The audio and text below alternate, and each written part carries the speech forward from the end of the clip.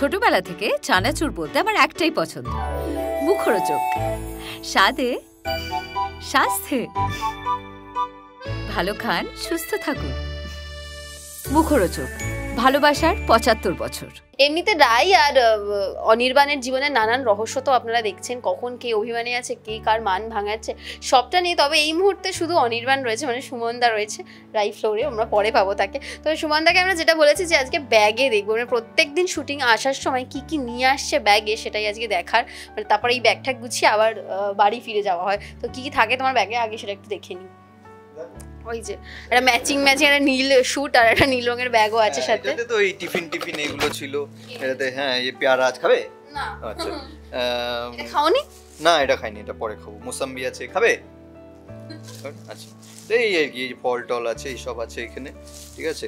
আর সব গ্ল্যামার গুলো কিন্তু এই ফল থেকে। গ্ল্যামার না, গ্ল্যামার নিয়ে জন্মেছি, এগুলো মেনটেন করছে আর কি, ঠিক আছে। আরে আমরা নর্থ বেঙ্গলের মানুষ, তুমি দেখবে নর্থ বেঙ্গলের মানুষ তো এমনি একটা গ্ল্যামার থাকে, ঠিক আছে। পাহাড়ের জলের একটা গ্ল্যামার। রাইট। ওদের আর কিছু মানে ওদের না, আমাদের আর কিছু থাকুক না থাকুক, আমাদের স্কিনটা একটু বেটার হয়, ঠিক আছে, একটু চুলটা একটু অন্যরকম হয়, আর স্টাইলটা থাকবেই আর কি, ঠিক আছে। সে জন্মগত, আমাদের বাচ্চাগুলো দেখবে জিন্স ফিন্স পরে একদম স্টাইলটা থাকবে এরকম প্রপার। দাদা দেখি, আচ্ছা এই চেন থেকে শুরু করব। হ্যাঁ দেখি। এই চেনে এই তারপরে এই পিনাট বাটার, তারপরে আর কি আছে, এগুলো ওই মাথায় বাঁধার সব, হেলমেট পরলে ওগুলো বাইক নিয়ে আসলে তখন ওখানে রাখি। আচ্ছা এটা গেল। হ্যাঁ, সব প্রিকশন সব। আচ্ছা এইখানে স্ট্রেটনার, চার্জার, আমার মেকআপের ব্যাগ, আমার ওষুধপত্র, এটা plastic, sunglass, dryer, sunglass, scarf, towel, সব আছে, ছাতাও আছে। দাঁড়াও, এই যে ছাতা, ঠিক আছে, ছাতা নিয়ে কোথায় যাও? হ্যাঁ, ছাতা নিয়ে যে গাড়ি অবধি। হ্যাঁ, ভিজে যাবো তো, এই বৃষ্টির মধ্যে তো ছাতা ছাড়া গেলে তো পুরো ভিজে যাবো, গাড়ির সিট ফিট সব ভিজে যাবে। তো এইসবই মানে যা লাগে দরকারি, এগুলো সব জিনিস থাকে। আর কি আছে, জামা কাপড়ও আছে। ও এটার মধ্যে আমি কফি নিয়ে আসি, এটা আমার ঘড়ির বক্স, কিন্তু এটার মধ্যে কফির পাউচ নিয়ে আসি আমি এটাতে, নিজে বানিয়ে। হ্যাঁ, আমার কফির মেশিনও আছে, ওটাও নিয়ে আসি। ওই যে কি বলো ওটাকে, হট জল গরম করে না, ওটা একটু হেল্প করো শুধু। হ্যাঁ, এ কি রে, বাইক নিচ্ছে, খাটাচ্ছে আমাকে দিয়ে, আবার বসে হ্যাঁ হু করছে। আমাকে একদিন এই ব্যাগটা তোলো একটু, দাঁড়াও এই নাও, ধরো আমি মাইক দিই, তোলো। পুরো সংসার আছে তোমার। দেখাচ্ছি, এটাতে আমার সব থাকে। আর এটা আমার অভ্যেস এখন না, বম্বেতে যখন আমি স্ট্রাগল করি তখন থেকে। এটাতে বিস্কিট থাকে, যদিও বা এটা প্রোটিনের ডাব্বা, কিন্তু বিস্কিট থাকে। এটা ডিওড্রেন্ট। আর কি আছে দাঁড়াও দেখি, এইখানে আছে hair cream, power bank, spoon, আর কি আছে এখানে, ও স্যানিটাইজার। করোনা চলে গেছে, স্যানিটাইজার রয়ে গেছে, ঠিক আছে। ব্যাগটা নিয়ে একটা ট্রিপে চলে যেতে পারবে? হ্যাঁ একদমই। ট্রিপে কি, আমি যে কোনো ট্রিপে গেলে এই ব্যাগটা থাকবে, এর সাথে হয়তো অন্য ব্যাগ থাকে, কিন্তু এই ব্যাগটা থাকবে, কারণ এই ব্যাগে যাবতীয় সব জিনিস থাকে আমার আর কি। অনেকটা বড়, আর আমার দরকারও হয়। অনেকগুলো চেন আছে, তার মধ্যে কোনো একটা চেনে ওয়ালেটও আছে, এখন বুঝতে পারছি না কোনটাতে, কোনো একটাতে আছে। এটাতে গাড়ির চাবি, বাড়ির চাবি সব এটার মধ্যে আছে, বাইকের চাবি, কোনোদিনও বাইক নিয়ে আসি, কোনোদিন গাড়ি নিয়ে আসি, তো এটার মধ্যে চাবিগুলো থাকে। পেন থাকে এটার মধ্যে, আর কি থাকে, ওরকমই সব, ওরকমই ওষুধপত্র সব থাকে। এত কিছু জিনিসপত্র তুমি এরকম গুছিয়ে নিয়ে আসো, মানে তুমি দীর্ঘদিন একা থাকো, মানে অভ্যাস হয়ে গেছে তোমার, মানে প্রত্যেকটা জিনিস নিজেই গুছিয়ে আনো, কখনো অর্গানাইজড হয়ে গেছে থাকতে। একদমই অর্গানাইজড হয়েছে, কারণ উপায় নেই তো, আমাকে তো অর্গানাইজড হতেই হবে। তা না হলে আজকে যদি একটা জিনিস আনতে ভুলে যাই, তাহলে তো সেই আমাকেই আবার ওটা মানে ঠিক করতে হবে আর কি। বাই চান্স কিছু একটা আনতে ভুলে গেলাম, আবার আমাকে যেতে হবে। এটা হয় আমার খুব, বাড়ি থেকে বেরোনোর সময় ধরো নেমে চলে আসলাম, মনে হলো ওই লাইটটা বোধহয় জ্বালিয়ে এসেছি, আবার উঠে গিয়ে আবার খুলে আবার দেখতে হয়। এইটা খুব বিরক্তিকর, যদিও বা রোজ হয় না, মাঝে সাঝে হয় আর কি। অনেক সময় ধরো মেঘলা হয়ে আছে, আজকে যেরকম সকালে মেঘলা ছিল, হ্যাঁ বৃষ্টি হচ্ছে, মেঘলা ছিল, তো অবভিয়াসলি লাইট জ্বালিয়ে তখন রেডি হতে হচ্ছে। রেডি হয়ে লাইট অফ করেই এসছি, মনে হচ্ছে যে লাইটটা কি অফ করেছি, একবার যাই তো, গিয়ে দেখলাম যে অফ করাই আছে আর কি, তবু মনে থাকছে না আর কি। তো এই জিনিসগুলো হয় অনেক সময়, যে খাবারের এটা আনতে ভুলে যাই। এখন যেরকম আমি ধরো বাড়ি থেকে একটু খাবার করে নিয়ে আসি আর কি, তো অনেক সময় টিফিন বক্সটা একদম দরজার সামনে রেখে চলে আসি আর কি, নিচে নেমে আসি। ভুল এতটা ভুল হয় না যে শুটিং এসে মনে পড়ে, নিচে গ্যারেজে নেমেই মনে পড়ে, তারপরে আবার উঠি আবার নিয়ে আসি। আর এই ব্যাগটা এটা সবসময় আমার এরকম রেডি থাকে। এটা আমার ওই যে বললাম বম্বেতে যখন আমি স্ট্রাগল করতাম তখন থেকে ব্যাগের মধ্যে কয়েকটা জিনিস আমাদের থাকতো। ব্যাগের মধ্যে বিস্কিট থাকতো, ব্রেড থাকতো মানে পাউরুটি থাকতো, কলা থাকতো, ছাতা থাকতো, টুপি থাকতো, এই যে এটার মধ্যে একটা টি শার্ট আছে দেখালাম এক্ষুনি, একটা টি শার্ট থাকতো, একটা শার্ট থাকতো। শার্টটা এখন আর নেই কারণ অডিশনে তো যাবো না, ওই জন্য শার্টটা নেই, কিন্তু টি শার্টটা আছে। টি শার্টটা রেখেছি, এখন বলবো যে এখন টি শার্ট কেন রেখেছে। টি শার্টটা রেখেছি এই কারণেই যে আমার আজকে আমার এখান থেকে আমার এক বন্ধুর বাড়ি যাওয়ার কথা আছে, ও শিফট করেছে রিসেন্টলি, আগে দিল্লিতে ছিল, আমার এই শিলিগুড়ির ছেলে, স্কুলমেট ক্লাসমেট, তো রিসেন্টলি শিফট করেছে, তো বলছে অনেকদিন থেকে ওর বাড়িতে যেতে, তো আজকে আমার ওর ওখানে যাওয়ার কথা আছে, ওই জন্য একটা টি শার্ট আমি নিয়ে এসেছি, যে যদি যাই ওর ওখানে গিয়ে যে থাকি যদি, তাহলে আমি টি শার্টটা নিয়ে এসেছি। তো এইসব জিনিস ওই স্ট্রাগলিং ডেজ থেকে একদম সবসময় ব্যাগে করে নিয়ে বেরোতাম, কখন কোনটা দরকার পড়ে। নতুন বাড়িও হয়েছে এবং তুমি এত ভালো অর্গানাইজড হয়ে গেছো, মানে থাকতে থাকতে অভ্যাস হয়ে গেছে। বাড়ির লোক কি বলছে যে ঘরে এবার একজন আসুক, জীবন সঙ্গী নিয়ে? বাড়ির লোককে দিয়ে কেন নিজের মনের কথাগুলো বলছো তুমি? তুমি তো বলো না যে আমি বলি। তোমার মা বাবা কি বলছে যে এই তো ফ্ল্যাট হয়ে গেছে?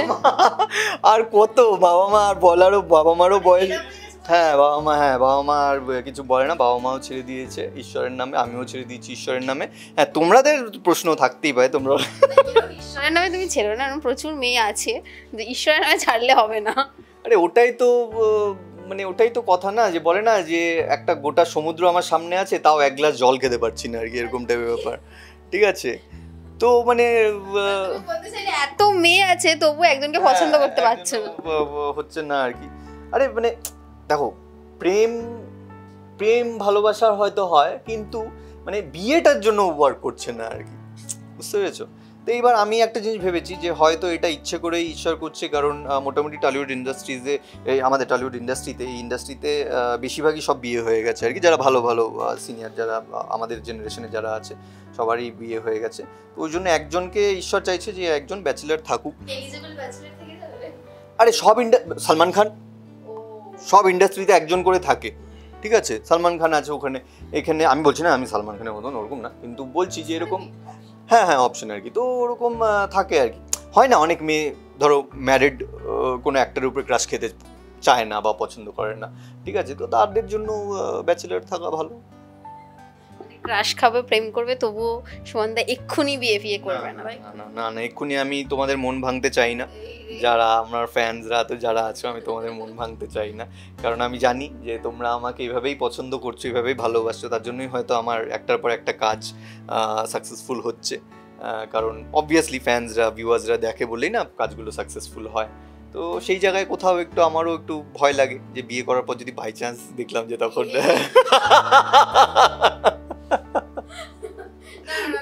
বড় ভালোবাসবে নিশ্চয়ই। আমি ভীষণ সুপারস্টিশিয়াস, তুমি জানো না, আমার তো একটু এদিক থেকে ওদিক হলে যদি দেখি যে ধরো এরকম হলো, দেখলাম যে এটা না খারাপ হলো, তখন আমার মনে হয় কি এটা বোধহয় ওদিক থেকে আবার ওটা নিয়ে এসে আবার ঠিক হয়ে গেল। আরে আমার এরকম ভীষণ আছে, ভীষণ আমি এই ব্যাগটা এখানে রাখি, আমি এখানেই রাখি ব্যাগটা, তারপরে ধরো ব্যাগে এই যে এই পাশে ধরো যেগুলো জিনিস আছে এইগুলো যতদিন এই ব্যাগটা থাকবে ততদিন এই পারফিউমগুলো এখানেই থাকবে, না হ্যাঁ খারাপ হয়ে যাবে। যেই এলো এখানে কিছু একটা হলো, তার মানে এটা এখানে হয়েছে বলতে আবার নিয়ে আবার ওখানে ঢুকিয়ে দিই একদম। আমার এগুলো ভীষণ আছে, ভীষণ মানে ইনফ্যাক্ট আমার এটা ছোটোবেলায় ক্রিকেট দেখতাম যে ওরকম হতো আর কি। ধরো আমি জানি যে আমি যদি এখনই মানে এরকম অনেকেরই আছে, দেখবে যে আমি যদি টয়লেটে যাই তাহলেই এখন উইকেট একটা আউট হয়ে যাবে, বলবো উইকেট হয়ে যাবে, হয়তো সেটা এমনি হয়ে গেছে কোইন্সিডেন্টলি, তখনই আউট হলো, মানে এই যে দেখো আমি বেকার আমি টয়লেট করতে গেলাম, তার থেকে চাপিয়ে বসে থাকতাম, তাহলে এরকম হয় এরকম, তো আমারও ওরকম। ইদানিং কোনো প্রপোজাল আসছে? কারণ অনির্বাণের যা ক্রেজ সোশ্যাল মিডিয়ায়, মানে তার মান অভিমান সবটাই মানে দর্শক খুব পছন্দও করছে, তো সেখানে তুমি কোনো পাচ্ছ? প্রপোজাল আসছে কি? ওইভাবে তো আর প্রপোজাল আসে না, বাট হ্যাঁ পছন্দ করছে অনেকেই। আবার ভালো লাগে এটাই যে যখন নাকি অপছন্দ করছে সেটাও যে জানাচ্ছে মেসেজের মাধ্যমে যে তুমি সন্দেহ করছো, এটা ভালো লাগছে না আমাদের, এই জিনিসটা আমার খুব ভালো লাগছে। তার কারণ যে কোনো প্রোটাগনিস্টের তো পজিটিভই হয় ক্যারেক্টার, ঠিক আছে, তো সেটা না ভীষণ একঘেয়ে হয়ে যায়, ঠিক আছে, মানে একটা একটা গ্রাফটা একদম একটা স্ট্রেট লাইনের হয়ে যায় আর কি। তো সেই জায়গাটা ভীষণ স্ট্যাগনেন্ট মনে হয়, কোনো আপস অ্যান্ড ডাউনস থাকে না ওই ক্যারেক্টারটাতে। তো সেইখানে যখন আমি এরকম গ্রাফ পাচ্ছি, যেরকম আমি বলছিলাম যে ওই হাম তুমারে হেসা নামে যেরকম শাহরুখ খানের এরকম সন্দেহবাতিক একটা ক্যারেক্টার ছিল, অগ্নিসাক্ষীতে ছিল নানা পাটেকর, মনীষা গোরাল এরকম একটা চরিত্র। তো এরকম ছবি দেখেছি আমরা ছোটোবেলায় অনেক, এবং ছবিগুলো ব্লকবাস্টার হিট এবং খুবই ভালো লাগতো ওগুলো দেখে। তো যে কোনো অভিনেতারই খিদে থাকে যে আমি যেন ডিফারেন্ট শেডস ট্রাই করতে পারি, ডিফারেন্ট টাইপের অভিনয় আমি করতে পারি, এক ধরনের কোনো কিছু করতে। আমরা তো সবাই ক্রিয়েটিভ মানুষ, তো আমরা একটু আলাদা কিছু করলে আমাদের বেটার ভালো লাগে আর কি। যার জন্য অ্যাক্টার্সরা লুক চেঞ্জ করে, কেন করে? একই লুক ভালো লাগে না, লুক চেঞ্জ করে। তো অভিনয়ের ক্ষেত্রেও সেম জিনিস, যদি একটু অন্যরকম একটু অভিনয় করতে পারি, তো আমার তো খুব ভালো লাগছে এই শেডটা করতে। অনির্বাণ খুবই পজিটিভ, ভালোবাসার জায়গা থেকেই ওই পজিটিভনেসটা আসছে, ঠিক আছে? তো এটা ভীষণ ন্যাচারাল। এটা আমি তো এখন আর আমার হয় না, কারণ আমি যখন টিনেজার ছিলাম তখন আমার এরকম হতো, ঠিক আছে? আর এটা টিনেজারেই বেশি হয় আর কি। এটা ওই হ্যাঁ, একটা সময় পর আর হয় না, যখন আমরা ম্যাচিওর হয়ে যাই তখন আর এগুলো কোনো মানে রাখে না আর কি। তো এগুলো ক্যারেক্টারের শেডস করতে বেশ ভালো লাগছে। আর দর্শক রেসপন্সও করছে যে কেন আবার সন্দেহ করছো, এরকম ভালো লাগছে না, রায়নিকে আমরা একসাথে দেখতে চাই। বাট তারাও মানে এটা মানে জানে, বাট ফিল করতে পারছে না যে রায়নিকে যদি ওরা যদি কন্টিনিউয়াস দেখতেই থাকে মাসের পর মাস, তখন ওরাও বোর হয়ে যাবে, আপস অ্যান্ড ডাউনসটা থাকুক। রায়নিকে যেভাবে ভালোবাসেন সেভাবেই ভালোবাসুন। আর এই যে সুমনদা বলছিল এক সমুদ্র জল আছে, এরকম অনেক প্রচুর মেয়ে আছে, জীবনে কে আসুক সেটাই দেখার অপেক্ষা। এবং শেষে কি বলবে? সেটাই বলবো যে আপনাদের ভালোবাসা, আশীর্বাদ আমি আজীবন যেন আমার উপরে থাকে। আমি পেয়ে এসেছি এত বছর ধরে, এত ভালোবাসা দিয়েছেন প্রত্যেকে, মানে এই ইন্ডাস্ট্রিতে আমি যবে থেকে এসেছি সবার কাছ থেকে আমি, দর্শক, media, artist, co actor, director, producer, channel, সবাই, মানে 8 থেকে 80 বলি না আমরা, তো ওরকম হ্যাঁ ভালোবাসা আমি পেয়েছি। আমি ইনফ্যাক্ট ইউনিটের কাছে খুব ভালোবাসা পাই, প্রোডাকশনে দাদারা যারা আছে প্রত্যেকে। আমি জানি না, হয়তো আগের জন্মে ভালো কিছু করেছিলাম, হয়তো সেটারই ফল পাচ্ছি এই জীবনে। ঈশ্বরের আশীর্বাদ, মা বাবার আশীর্বাদ, আপনাদের আশীর্বাদ, ভালোবাসা, তো এটাই প্লিজ রাখবেন আমার প্রতি। আর আমি চেষ্টা করব যতটা হয় আপনাদেরকে মনোরঞ্জন দেওয়ার, এন্টারটেন করার। এরকমই অনির্বাণ বা এর আগে আমি যা চরিত্র করেছি, এরকমই বিভিন্ন চরিত্র করে আপনাদেরকে এন্টারটেনমেন্ট দেবো। আপনাদের সন্ধে, আপনাদের ইভিনিংটা একদম মানে কি বলবো ওটাকে, হ্যাঁ জমজমাট করে দেবো একদম। তো এই আর কি, আমি আমার 100% দেবো, আপনাদের 100% আমাকে দেবেন। Thank you.